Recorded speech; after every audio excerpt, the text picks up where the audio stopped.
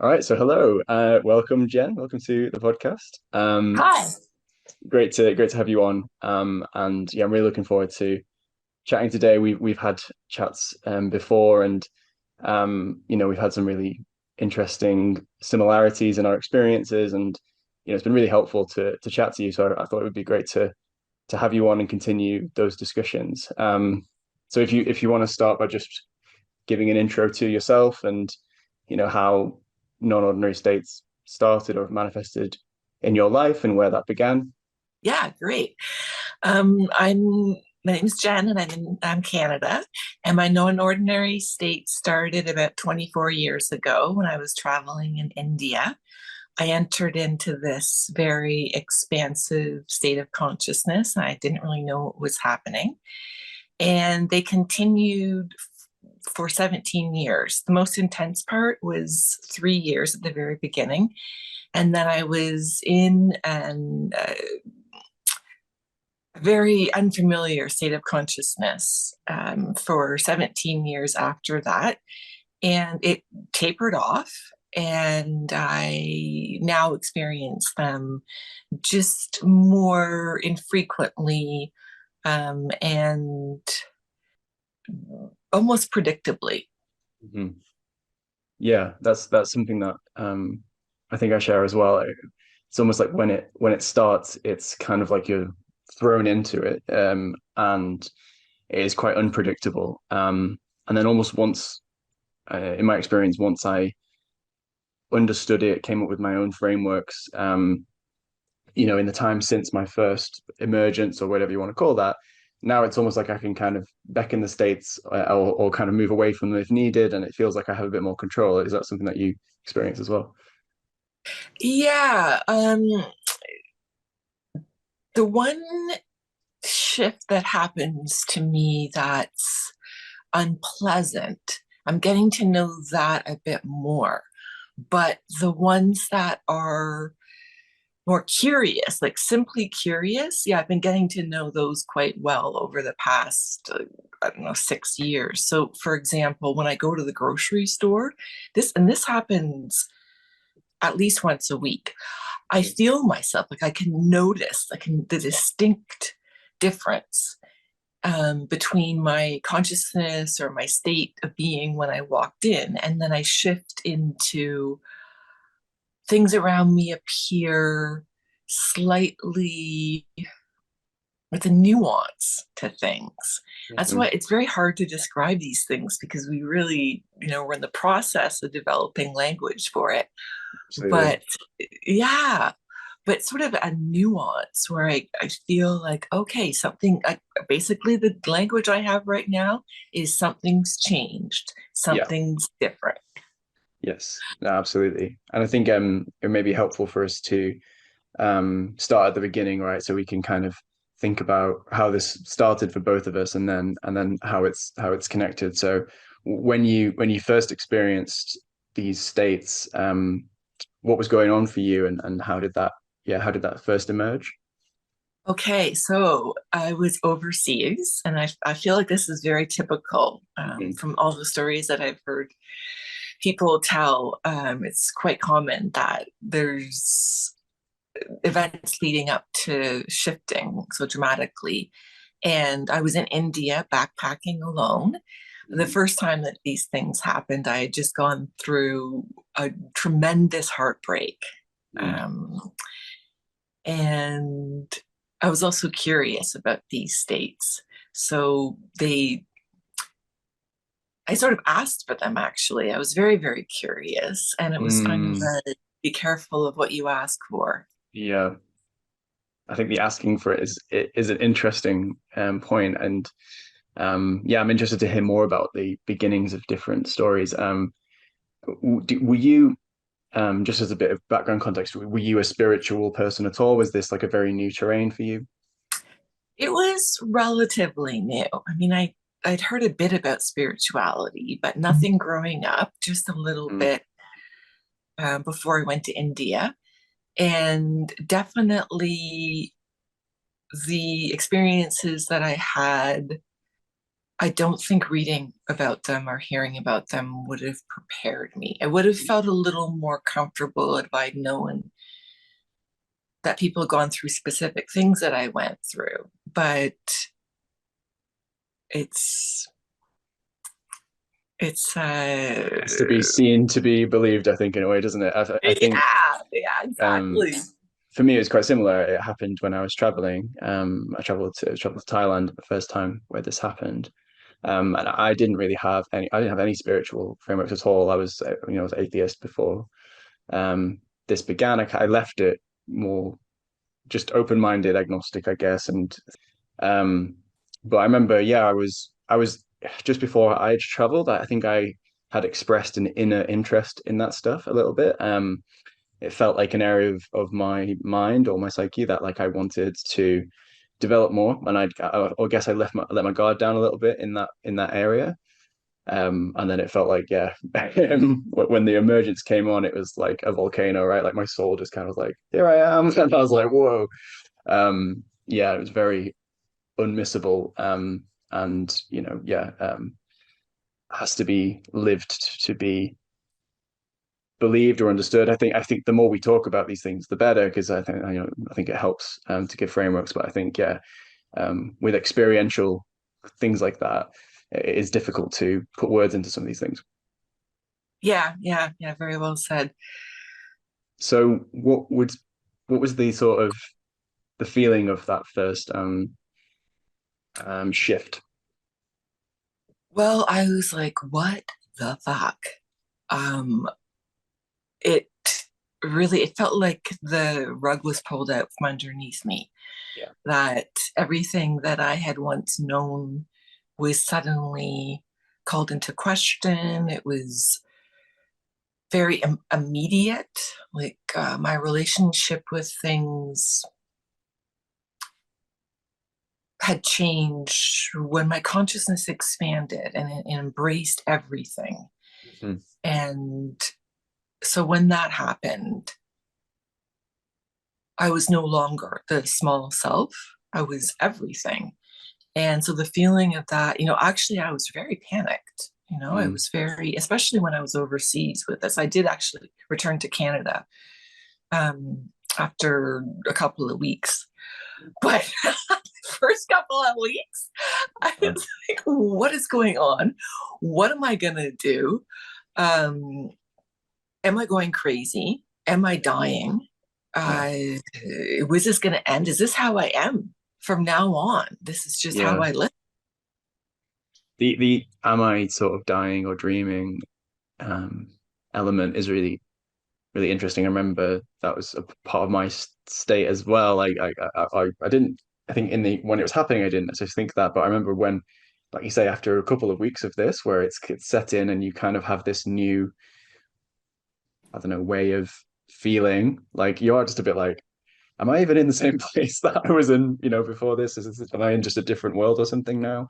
And I think that can come from the absence of conversations and frameworks around these things. So that the only frameworks that I had for anything like this was, in films where, people have, I guess, maybe near death experiences and they might experience something like that.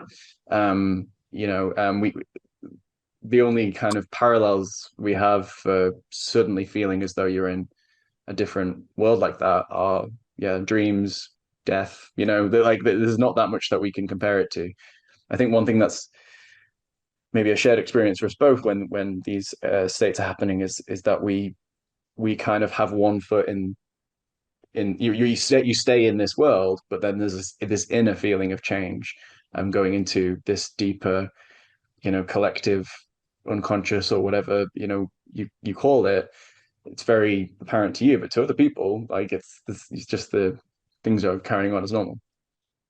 Yeah, exactly. Yeah. The lack of cultural frameworks is a barrier to feeling comfortable in what's happening.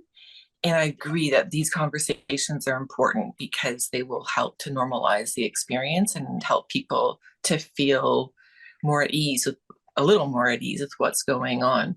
And also the experience of being having a relationship with the world that you've always known, but Mhm. then this deeper experience, this more, and in many ways, more real experience Yeah. is for me like a defining feature of what I went through is that I was still walking around in what everybody feels is the world, but I also had an opening to a world that was more curious. I we talked about this before about kind of drawing parallels between the Wizard of Oz, where Dorothy ends up in this, and it's the more colorful world. It's this Yeah.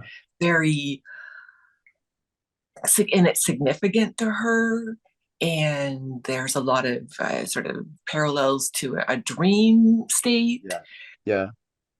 There's a kind of more life in it in a way. And these are, I guess, I share the experience of, when this happened to me, I didn't have any words for this. I've kind of gathered them over time, but you know, this kind of Oz like dimension that we kind of blend into in these states. There's all this archetypal energy, vivid, colorful, vibrancy to it, and and then obviously the synchronicities, the sort of, I call it like a messaging layer that's kind of goes above, or sits on top of what's actually happening, which is a really difficult thing to explain. And I think that's where, a lot of the pathologization comes in when people are communicating these messages, and then it's like, well, actually, well, it might be something that someone said, but in these states, like there'll be parallels and synchronicities between these things. So in really uncanny ways. So there might be like, you might think something in your head, and then someone might literally then say the exact same thing to you, for example. Um, and then you might, people in these states for the first time. So I certainly was freaked out by this. Like this is something that we're not used to.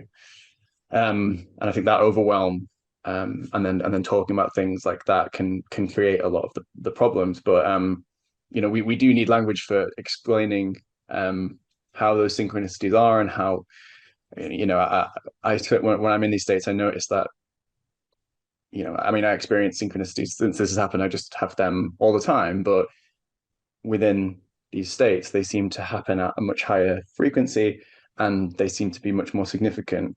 And that seems to be what really one of the big signifiers of being there. And yeah, that's kind of, it's not just what people say. It could be things that you see in your environment. It could be things that you're hearing in your music, or on the shows that you're watching. And there might be like real parallels with what they're saying, with perhaps the vivid dream you had the previous night, or that, the same image might show up from your dream. Say, I have had that a couple of times where I've seen, like the archetypal imagery of something I didn't understand, and then the next day I walk downstairs and there it is on the TV. So I'm like, right, okay.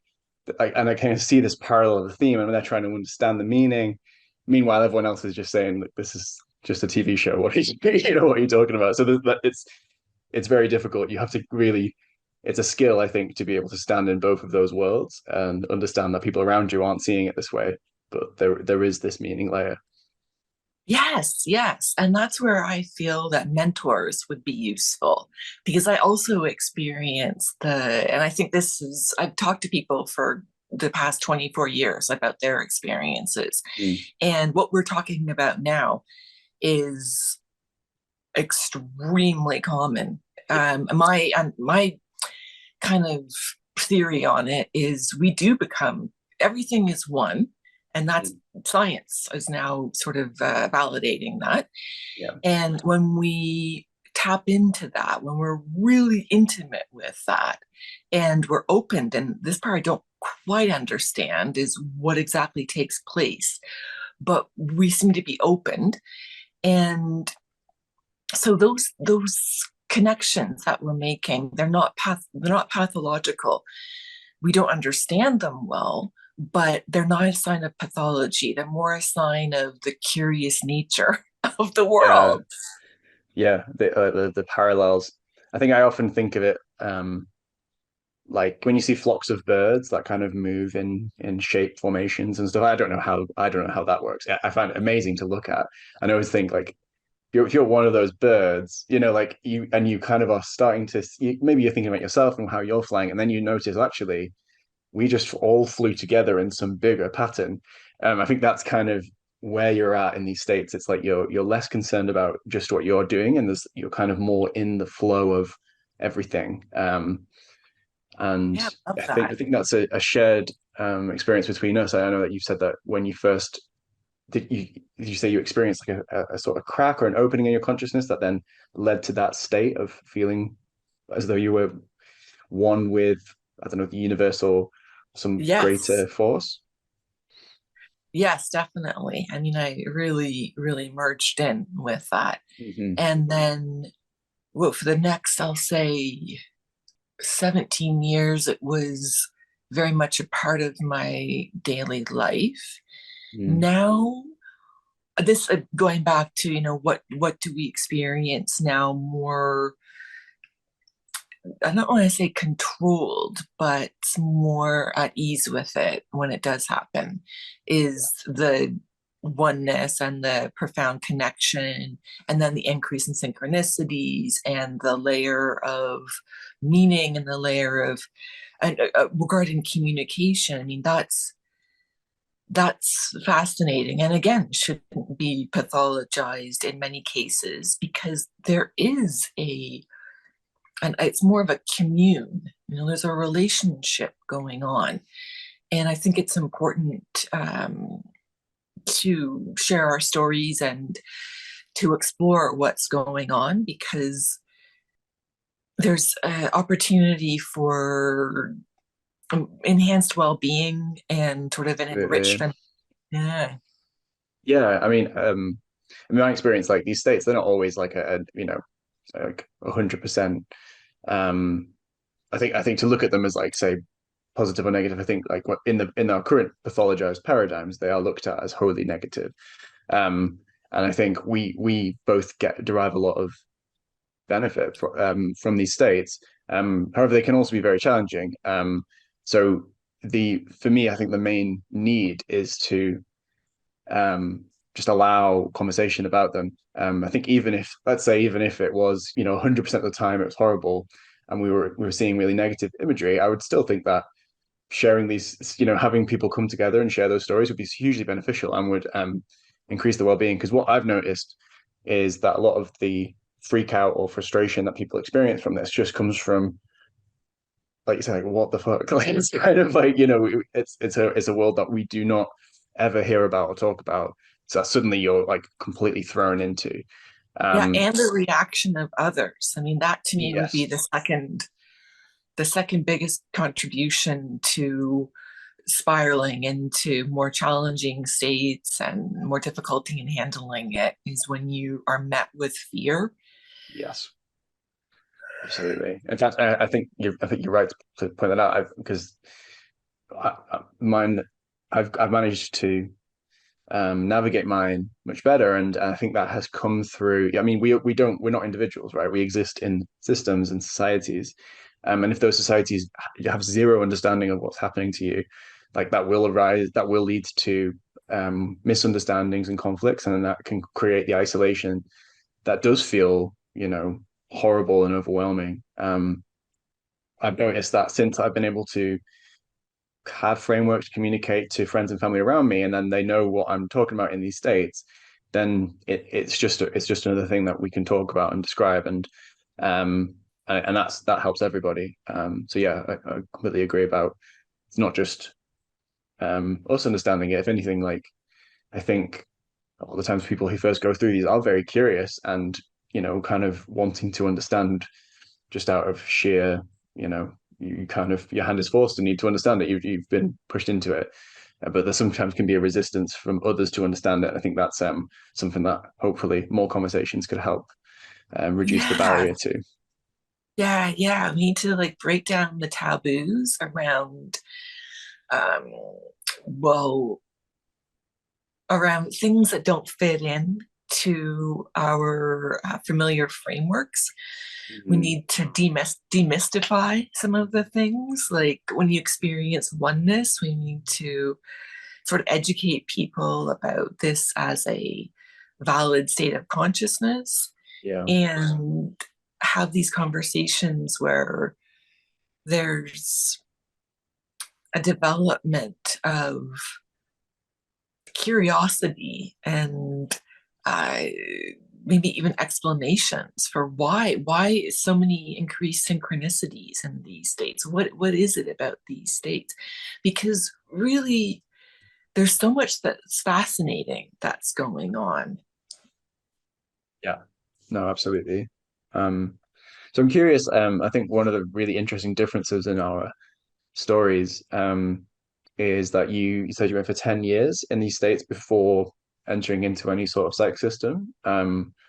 And that before you went into the States, you'd already read Stan Groff, which I think both of those things amaze me.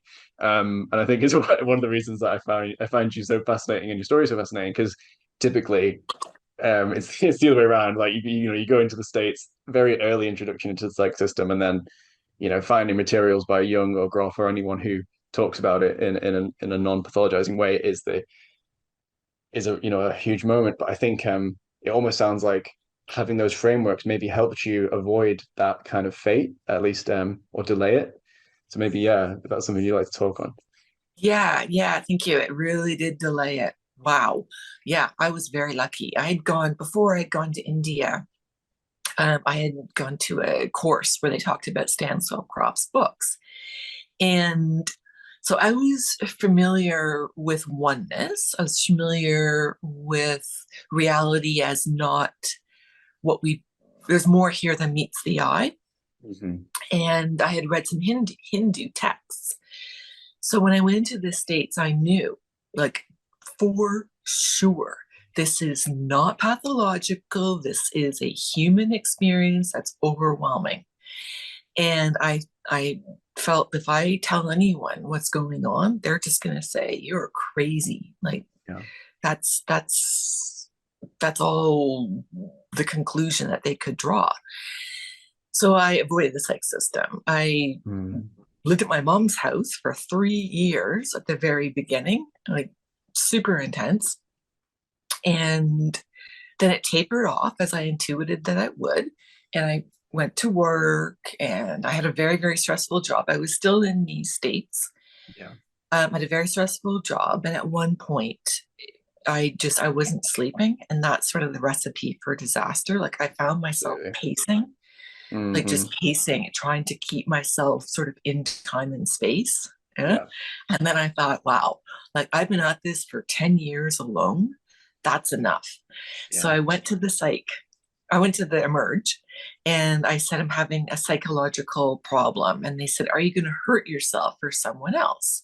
So I just said yes, because if you want a bed, that's the answer. Otherwise, Yeah. they just say there's nothing we can do and they prescribe you something for sort of for sleep. Anyhow, so yes, then I went to the psych hospital and I was there for a month and nobody really supported me because they didn't have the frameworks and they wanted to put everything I said into a box, Yeah.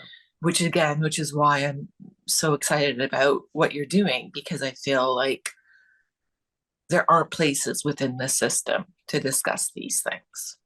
Yeah. And I think like you say about the putting what you say into a box, I think the effects of that I think are still yet to be fully comprehended because there's unfortunately, a lot of things that happen in these states that the DSM kind of just takes as a box check for um, pathologization and potentially, making stripping people of some of their rights. Um, and society knows that, and I think like the effect of that has bled out into society.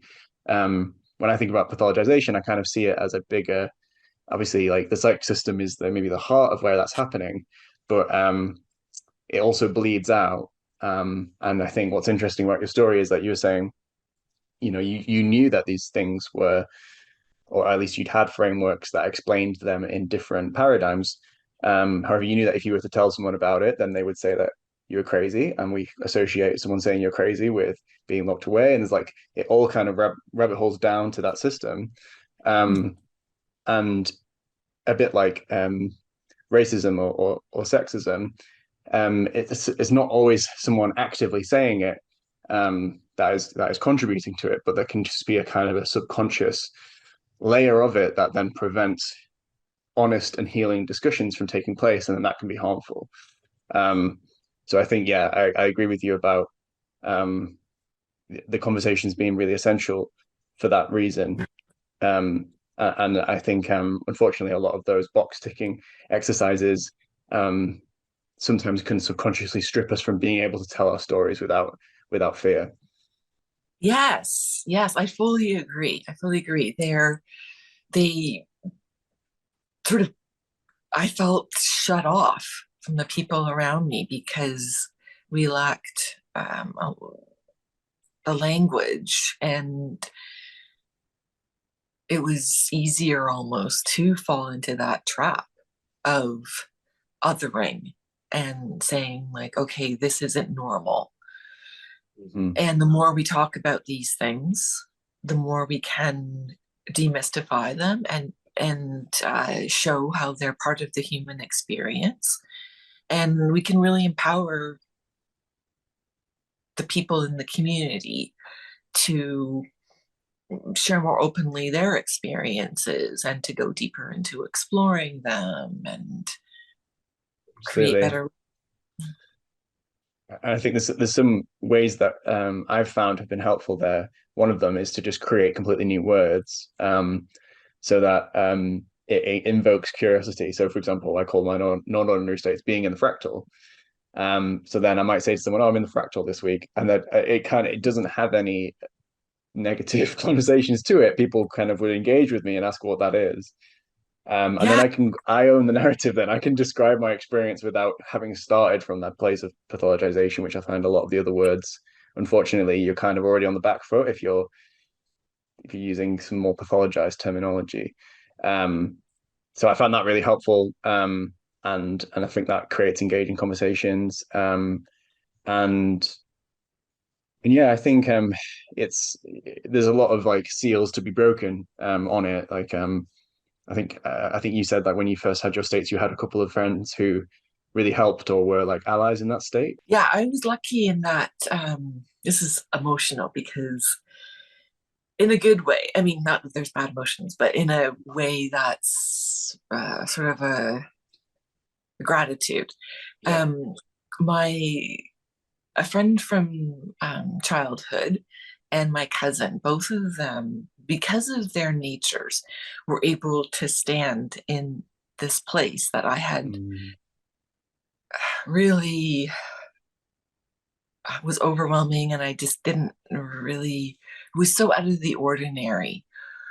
But one of them has this intellectual capacity to embrace everything. yeah. Like, okay, I can, everything is possible, sort of in her ability to just open all um, ways of knowing. Yeah.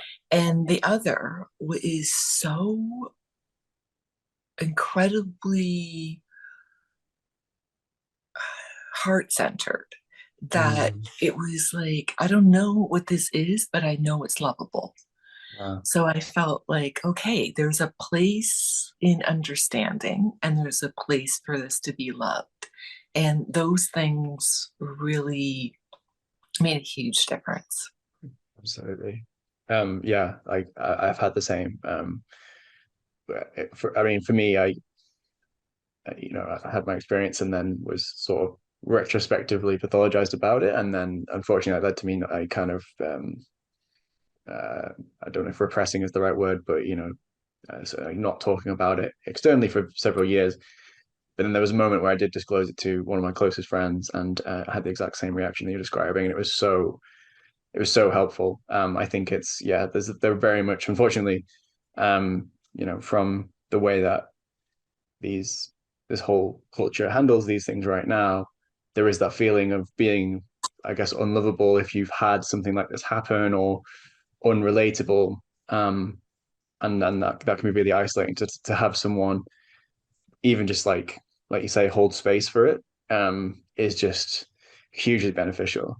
And I think the second area is having anyone who has had something similar. I remember like when that happened to me the first time, um, I kind of just searched online and tried to find others who'd had similar situations.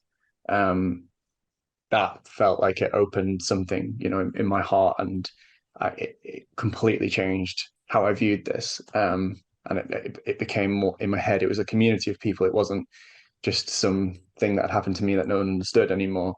And that little shift was so much. I remember there's a song that was kind of synchronistically playing at the time, Enter Shikari song, where the lyrics are talking about there being, I guess, kind of a cinema in his head that plays like counterfeit scenes about his worries, and I kind of related to the lyrics in a way about non-ordinary states.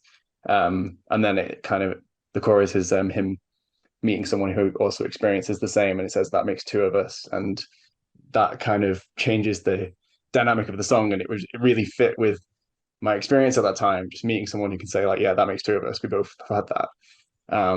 It's just so helpful. Yeah, that's awesome. Yeah, for me, it was the first period was an online community, just through email. And then more recently, it's been mostly with Shades of Awakening, that Facebook group, Mm, and also being involved in Emerging Proud. And both of those um, initiatives, there was the sort of tagline is "You're not alone." I mean, yeah, this is a very human and relatively, in the scale grand scheme of things, normal thing to happen. yeah, And you will meet someone who resonates with your experiences, and you don't have to feel that anything's too weird or too scary for people, because there's others that have gone through this. yeah. Um, Absolutely. I think having others who've gone through it, and also reading, I'm kind of when I was first introduced to, I think like Jung and Groff were those kind of the two main, I guess, psychiatrists or visionary psychiatrists that I kind of read about. I was introduced to them through Sean Blackwell's work. Um, Honest. I kind of was already kind of, I think I found Jung somewhat separately, and then yeah, I remember being in wards and watching all of Sean's series on bipolar or waking up, um, which was hugely helpful at that time. Um, and yeah, there's just certain moments I remember, like just hearing other cultural perspectives can really help. So for like my story when it first started, there was this feeling of sinking into the universe or falling out of my own, what I would now call my ego. At the time, I didn't have that word, um, and into this kind of vast cosmic place, and then kind of coming back and having that feeling of expansion. I had no idea what was going on. And then I heard like Groff talk about that as a very common experience that other cultures would call the shamanic awakening. And then this person would then have these non-ordinary states all the time, and then people would kind of work with them, and they would, it'd be part of a community.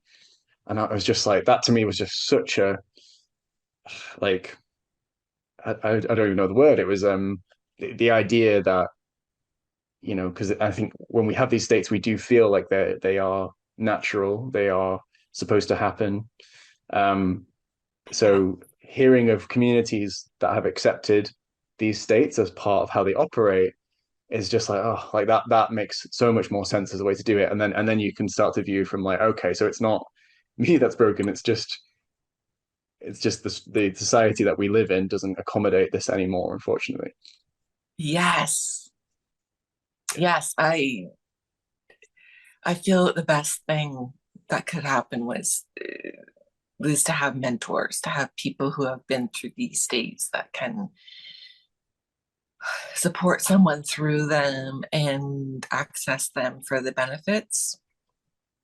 Yeah, yeah, and And like you said, shift societies, because I think that in shamanic societies, people who enter into these states, they have a role in the society. So shift our societies, the place for these experiences in our society, from marginalizing them to being empathetic, because they are very challenging, but to we have to wait and see, what the place for them will end up being, and we won't find that until we've had a lot of story sharing mhm. and a lot of development of the best supports and mentorship.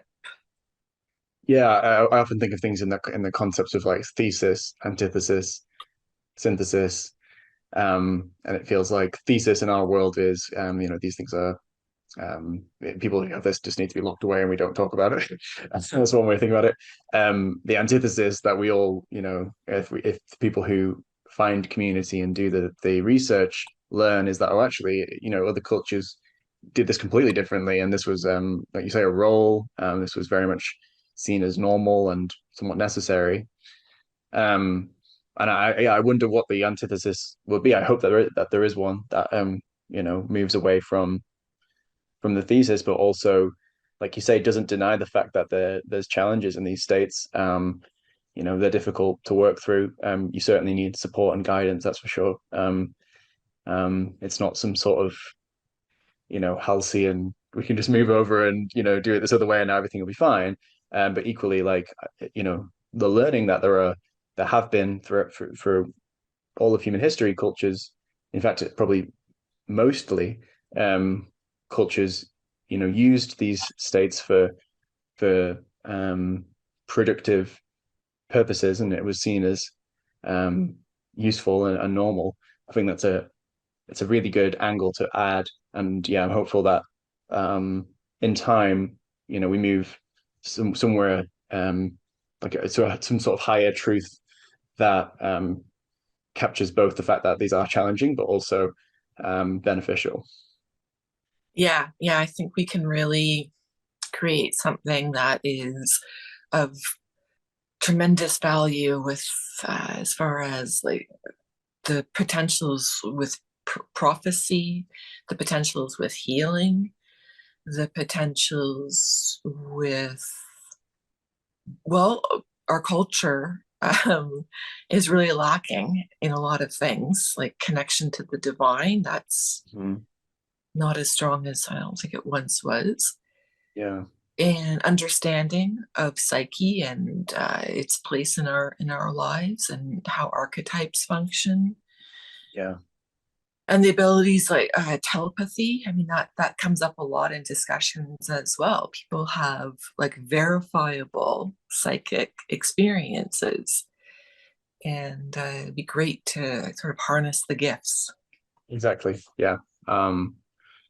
Yeah, I mean, I've certainly in and out of those states ever since. I've had kind of all all of the above and more. It seems like what's interesting about non-ordinary states is the way that we view it through this I guess broken brain kind of model um can sometimes um make us uh almost ignore goings on that are actually beyond the person in non-ordinary states.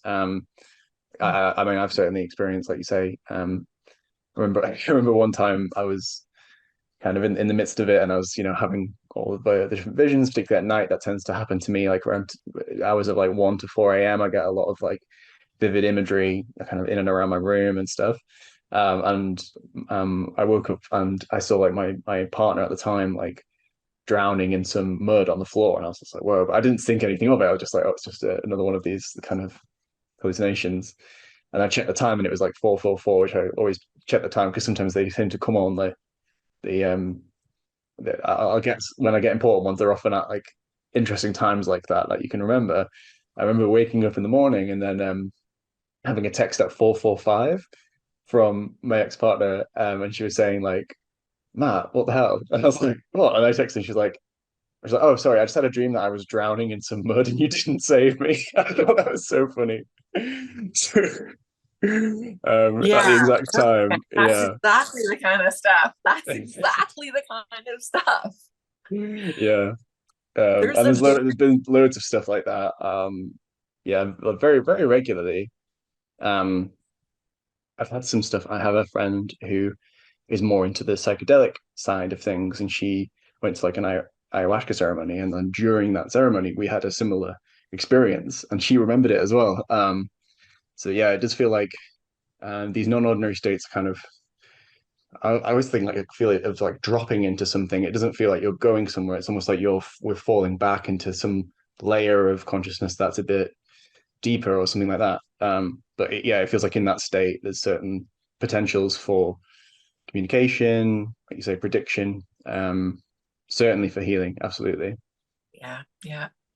I guess in our non-ordinary states, we often are kind of in this world and have the feeling of, I guess, being in some other dimension on top of it. Um, has that always been your experience? One thing that I experience still is layers to consciousness. Hmm. So I maybe once every 6 months, let's say, I'll go into a busy area and I'll feel like all of a sudden I'll feel or I'll be aware, oh, we're all walking around with fixed views about what reality is and what this world is. But I'll start sort of perceiving it as more than what we've been educated to believe about it. And part of that is I'll start to feel myself go up into what I can call layers of consciousness. And when that happens, one thing I feel right away was that I'm in an ocean of love, that everybody's walking around in an ocean of love, but they're not totally aware of this. And another thing that I'll feel is that I'm changing, like almost I guess it's my state of being, or I'm not sure again the language for this. It's like a slight shifting consciousness and a state of being. And I'm more aware of everything. And I feel like other people can tell that I've shifted into this. And I guess I'm more connected to everything. So things are happening around me in ways that they don't typically. And do you find in those states sometimes people will show up that almost feel I don't know how to describe this. So like yeah, like when I'm in these states, like it's almost like you're participating in some weird sort of cosmic dance, and then the people will um enter in it's just like two eerily opportune moments in certain ways. Like I remember I was having a lot of like archetypal imagery about like angels and the devils and stuff like this. And then I was like, right, I need to get away from this. I'm going to go to a party with my friends. And I got there, and then my friend was just dressed um as the devil with like angel wings. And he opened the door and it's just like, hello. And it was just so funny. But like there'll be stuff like that. I there's other times where it would happen.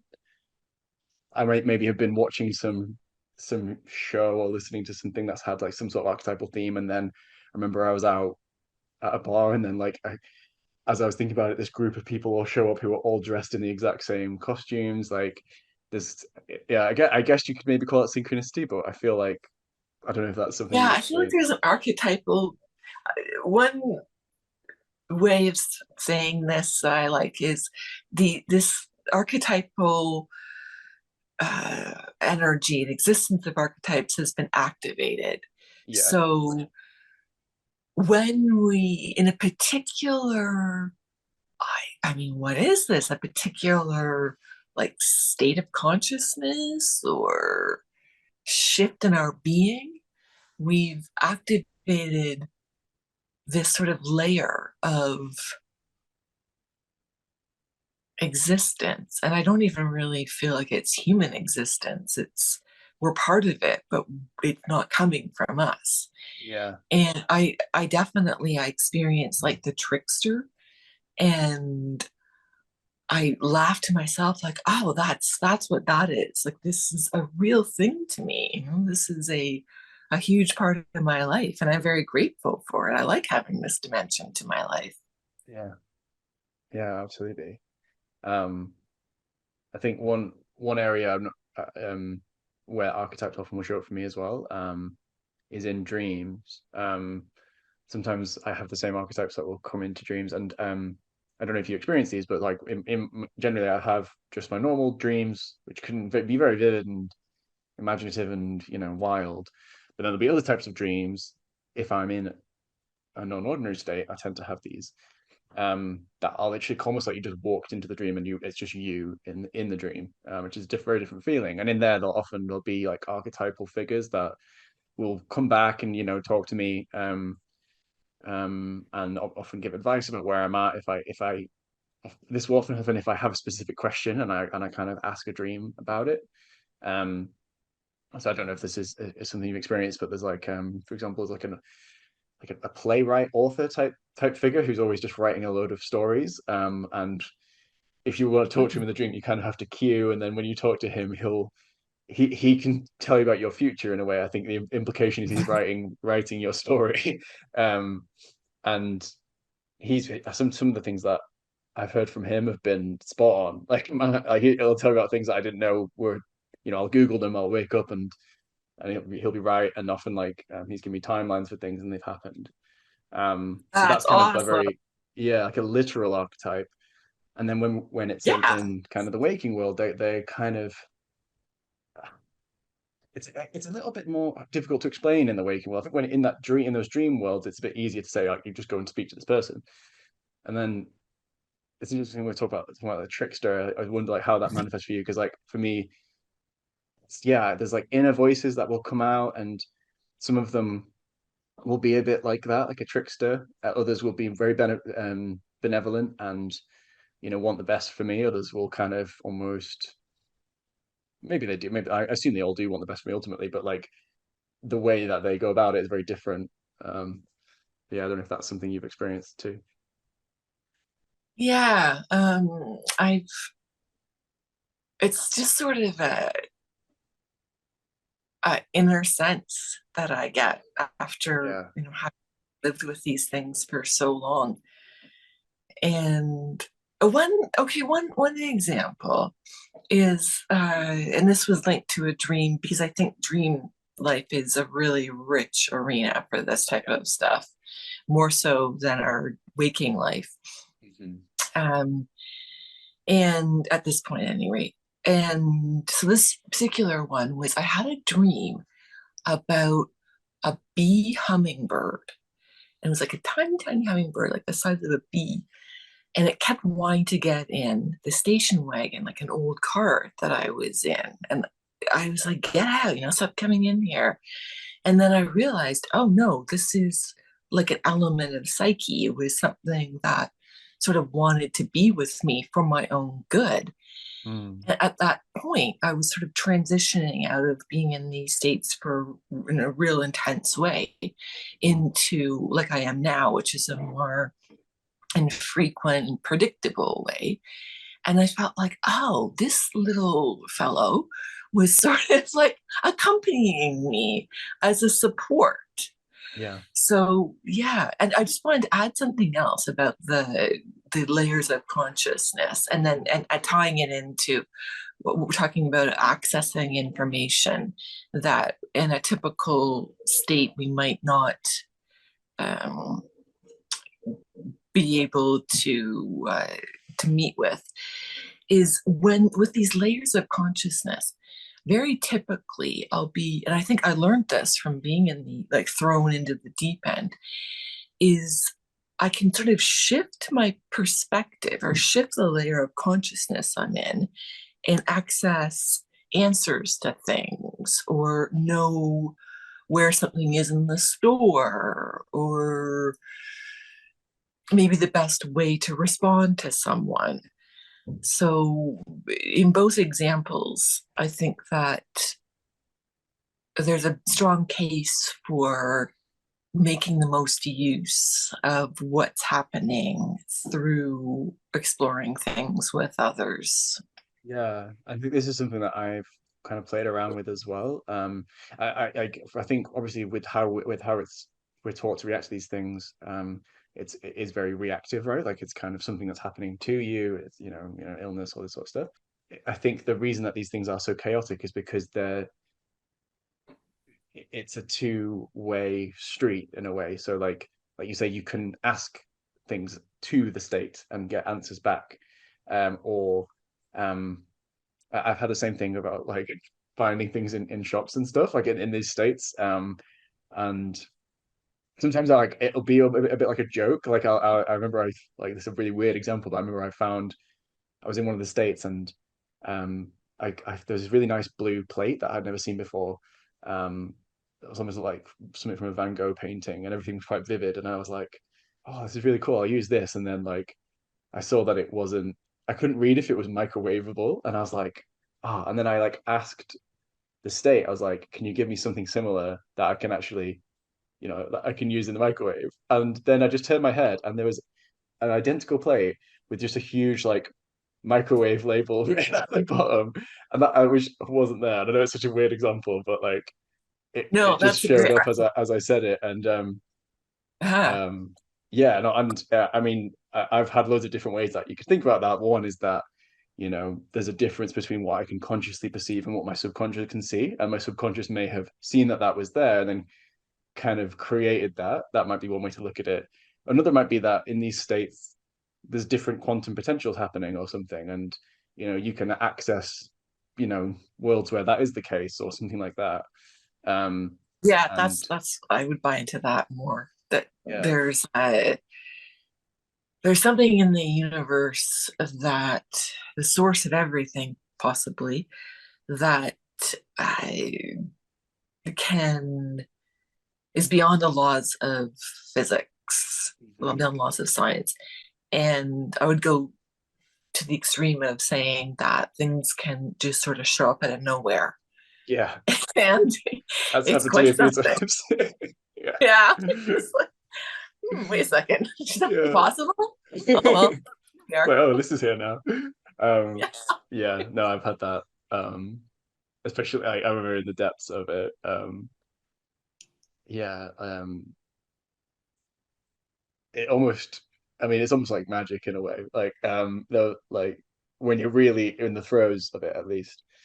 Um and then yeah, I think there's just different times. So that's an interesting element. I think it's almost like in that analogy, we're used to it just being a wild horse that tramples on us, and then sometimes we can be actually you can like go and sit on the horse if you want. You can ride it around, um, Ah. and I think yeah, that's yeah, it's definitely something that we don't have any frameworks to help us with. I think it's just something people have to figure out on their own, unfortunately. Yeah. So yeah, I think this was a fantastic conversation. Thank you so much for chatting about it. I'd love to chat more on this. I think we get into some really interesting stuff there. So yeah, it'd be great to have you back. But thank you so much. It's really great to hear your experience and Thank, go into depth on them. thank you. I really appreciate what you're doing, and I'm very grateful to be on your show today. And I would love to come back and explore more of the states and explore more ways we can help people and open the conversation up. Fantastic. It was great to have you. And yes, absolutely. You're welcome anytime. Thanks, Jen. Thank you. Bye. Bye.